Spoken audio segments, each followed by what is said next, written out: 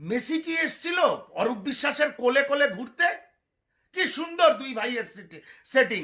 একজন টলিউডের লোকেদের নিয়ে কোলে ঘুরবে, আর একজন কোনো আন্তর্জাতিক ইভেন্ট হলে সঙ্গে সঙ্গে চলে আসবে, এসে হ্যান্ডশেক করে বগল দাবা করে তাকে নিয়ে ঘুরবে। আরে টিকিট বিক্রি করেছে। আপনারা যাদের পারমিশন দিয়েছেন, ওই শতদ্রু দত্ত এবং তার ওই গোষ্ঠী শতদ্রু দত্ত ইনিশিয়েটিভ, তাদের আপনারা পারমিশন দিয়েছেন। কলকাতা পুলিশের কেন মনে হয়নি শতদ্রু দত্তর ইনিশিয়েটিভের সঙ্গে বসে আলোচনা করতে, যে কিভাবে নিরাপত্তার ব্যবস্থা থাকবে, কিভাবে সুষ্ঠুভাবে অনুষ্ঠানটা যাতে হতে পারে, ইভেন্টটা যাতে হতে পারে? সব জায়গায় গিয়ে তৃণমূল নেতাদের বগল দাবা করে স্টারদের কোলে নিয়ে ঘুরতে হবে, আর বাংলার মানুষ বঞ্চিত হবেন। কারণ তারা যে টাকাটা দিয়ে টিকিট কেটেছেন এবং যারা আয়োজক, সেই টাকাটা আয়োজক এবং তৃণমূল নেতাদের, তৃণমূলের মন্ত্রীদের মধ্যে ভাগাভাগি হবে। তো তাতে আপনারা মেসিকে দেখতে পেলেন কি না পেলেন কিচ্ছু যায় আসে না।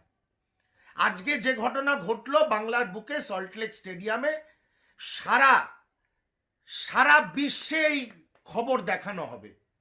কালিমালিপ্ত হলো ভারতবর্ষের ক্রীড়া জগতের রাজধানী কলকাতা। আজকে আবার এই মমতা বন্দ্যোপাধ্যায়ের প্রশাসনের, পুলিশ প্রশাসনের ব্যর্থতা এবং ক্রীড়া দপ্তরের ব্যর্থতা এবং আয়োজকদের ব্যর্থতা, এই সম্মিলিত ব্যর্থতায় আজকে কলকাতা শহর, যুবভারতী ক্রীড়াঙ্গন, কলকাতার ক্রীড়া জগৎ আবার কালিমালিপ্ত হবে। এর দায় কে নেবে? এর দায় কে নেবে? নির্লজ্জ বেহায়া তৃণমূলের মুখপাত্র বসে বসে ভিডিও করছে যে শকুনের রাজনীতি হবে। খালি কোলে করে শাহরুখ খান, অমিতাভ বচ্চন আর মেসিকে নিয়ে ঘুরলেই হয়ে গেল। তার কোনো প্ল্যানিং থাকবে না, প্রোগ্রাম থাকবে না। বেসরকারি সংস্থা প্রোগ্রাম করছে, আপনারা কি করছেন? আপনারা পারমিশন দিয়েছেন, তাই তারা প্রোগ্রামটা করতে পারছে, তাই তারা মেসিকে আনতে পেরেছে। কোথায় আপনাদের পুলিশ প্রশাসন? কেন এই দুর্ঘটনা ঘটলো?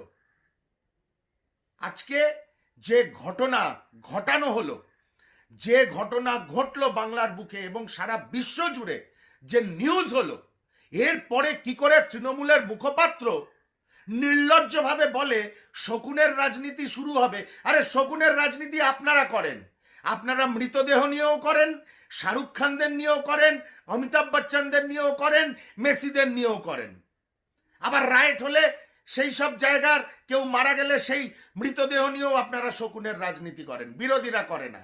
আমি একজন সহনাগরিক হিসাবে আজকে আমিও যদি আমার যদি সেই সামর্থ্য থাকতো, সেই টিকিট কেটে আজকে যদি সল্টলেক স্টেডিয়ামে যেতাম, আমি অন এয়ার বলছি, আমিও ঠিক একইভাবে বিক্ষোভ দেখাতাম। কারণ কোনো বেসরকারি সংস্থা কলকাতা পুলিশ এবং কলকাতা রাজ্য সরকারের ক্রীড়া দপ্তরের পারমিশন ছাড়া এত বড় ইভেন্ট অর্গানাইজ করতে পারে না। সম্পূর্ণভাবে মমতা বন্দ্যোপাধ্যায়, অরূপ বিশ্বাস এবং কলকাতা পুলিশের একইভাবে তারা দায়ী আজকের ঘটনার ডিব্যাকেলের জন্য। এরপরেও নির্লজ্জ তৃণমূলের মুখপাত্র বলছে শকুনের রাজনীতি হবে।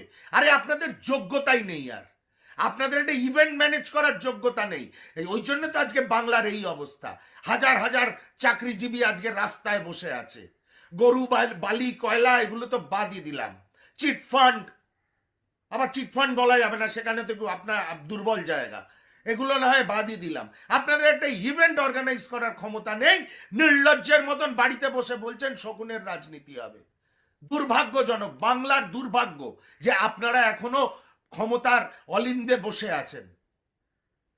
আমি আমার যেসব সহনাগরিক, তাদের একজন সহনাগরিক হিসাবে, যেসব সহনাগরিক আজকে টিকিট কেটেও হাজার হাজার টাকা খরচ করে অত সকাল সকাল সল্টলেক স্টেডিয়াম পৌঁছেও মেসিকে দেখতে পারলেন না, দেখতে পেলেন না, এই রাজ্য সরকার এবং ইভেন্ট ম্যানেজারদের ব্যর্থতার জন্য তাদের প্রতি আমার শুধু সমবেদনাই রইল। নিশ্চয়ই শৃঙ্খলাবদ্ধ থাকতে হবে, তবে বহিঃপ্রকাশ, ক্ষোভের বহিঃপ্রকাশও আমার নৈতিক অধিকার। সেটা যদি শকুনের রাজনীতি হয় বা শকুনরা তাতে ঢুকে পড়ে, তৃণমূলের মাননীয় মুখপাত্র ঢুকবে। কারণ আপনারা ব্যর্থ। অন্য কেউ ব্যর্থ হলে যেরকম ভাবে চিবিয়ে চিবিয়ে বলেন ব্যর্থতা, এটাও আপনাদের ব্যর্থতা এবং এটা বড় মাপের ব্যর্থতা। আন্তর্জাতিক স্তরে আপনারা কতটা ব্যর্থ, কলকাতা শহর, পশ্চিমবঙ্গ রাজ্য প্রশাসন কতটা ব্যর্থ, আবার সেটা প্রমাণিত হয়ে গেল।